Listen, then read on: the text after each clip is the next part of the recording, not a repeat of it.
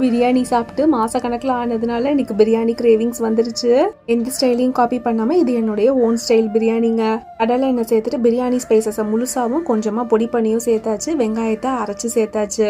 வழக்கம் போல் வெங்காயத்தோட colour change ஆனோடனே 2 ஸ்பூன் நிறையா இஞ்சி பூண்டு விழுது, பச்சை மிளகாய் சேர்த்துட்டு புதினா கொத்தமல்லியை நல்லா கைட்டு பெசரி விட்டு அதுலேயும் சேர்த்துட்டு 3 தக்காளியை நல்லா அரைச்சி சேர்த்து நல்லா பச்சை வாடை போகிற முடிய வதக்கி விட்டுக்கலாம். இப்போ இதில் 1 ஸ்பூன் மிளகாத்தூள், 2 ஸ்பூன் சிக்கன் மசாலா சேர்த்து அதோட கொஞ்சமாக கெட்டி தயிரையும் சேர்த்து நல்லா கலந்து விட்டுக்கலாம்.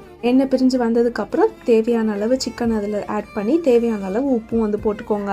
சிக்கன் பொறுமையாக சிம்லேயே நல்லா குக்காகி எண்ணெய் எல்லாம் பிரிஞ்சு வந்ததுக்கப்புறம் அரிசிக்கு தேவையான அளவு தண்ணி சேர்த்துக்கோங்க. 1 கிளாஸ் அரிசினா 1.5 கிளாஸ் தண்ணி சேர்த்துக்கோங்க. சிக்கன் பிரியாணிங்கிறதுனால சிக்கன் தண்ணி விடும். தண்ணி தடன்னு கொதிச்சதுக்கப்புறம் எடுத்து வச்ச அரிசி ஒரு 1/2 லெமனை பிழிஞ்சு விட்டு நல்லா மூடி போட்டு 10 நிமிஷம் ஃபுல் ஃப்ளேம்லையும் 20 நிமிஷம் சிம் ஃப்ளேம்லையும் வச்சு இறக்கணும்னா சூப்பரான பிரியாணி ரெடி. கண்டிப்பாக ட்ரை பண்ணி பாருங்க.